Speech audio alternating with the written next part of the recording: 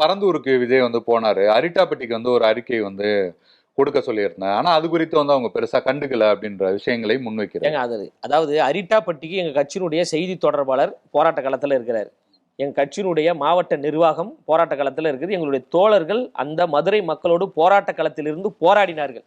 அங்க கண்டிப்பாக சுரங்கம் வராது என்பது எல்லோருக்கும் தெரியும். மக்கள் தன்னெழுச்சியான ஒரு போராட்டம்.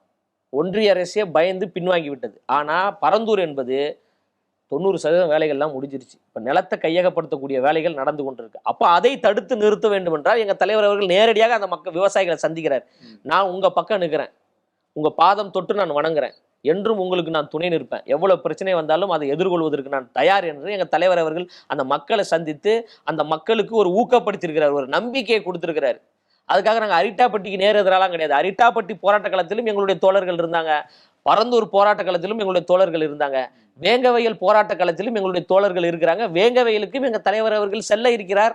அந்த மலம் கலந்த தண்ணீரை குடித்த மக்களை பார்க்க இருக்கிறார். நான் உங்களின் பக்கம் நிற்கிறேன், உங்களுக்கு துணை நிற்பேன், உங்களுக்கு உண்மையான நீதி கிடைப்பதற்கு நான் உழைப்பேன் என்று எங்க தலைவர் அவர்கள் பேச இருக்கிறார். போற போக்க பார்த்தா அந்த ஊர்ல தொட்டியே இல்லை அப்படின்னு கூட சொல்லிடுவாங்க. புரியுதுங்களா? தண்ணீரை குடிக்காமையா அந்த மக்கள் எல்லாரும் மருத்துவமனையில படுத்து கிடந்தாங்க. ட்ரீட்மெண்ட் கொடுத்த டாக்டர் என்ன சொன்னாங்க? தண்ணீர்ல ஏதோ கலந்துருக்கு, அதை குடிச்சனால தான் உங்களுக்கு உடம்பு சரியில்லாம போச்சுன்னா டாக்டர் சர்டிபிகேட் கொடுத்தாங்களா? அப்ப அது பொய்யா? அப்ப அந்த தொட்டியில மலம் கலந்தது பொய்யா? அந்த தண்ணியை குடிச்சது பொய்யா?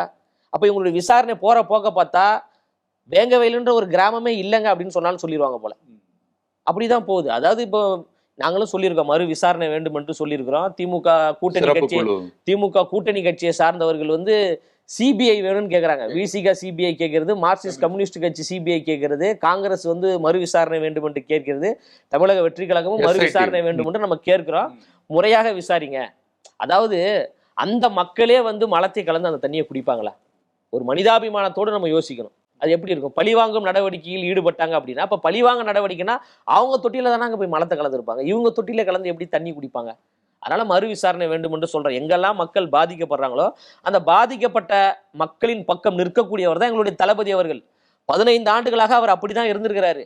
ஜல்லிக்கட்டு போராட்டமா பீட்டா பக்கம் நிக்கல, அங்கு போராடிய இளைஞர்கள் பக்கம் நின்னாரு. நீட்டு பக்கம் நிக்கல, அனிதாவின் பக்கம் நின்னவர். இது போன்று சமூக நீதி களத்தில் சமூக நீதியின் பக்கம் நின்றவர் எங்களுடைய தளபதி அவர்கள். அப்படி இருக்கின்ற பொழுது நான் குறுஞ்செய்தி அனுப்புனேன், நான் மெயில் பண்ணேன், இதை பண்ணுங்க அதை பண்ணுங்கன்னு நான் சொன்னேன், எதையுமே அவர் கேட்கல அப்படின்னா ஏன் கேட்கணும்ன்றேன்.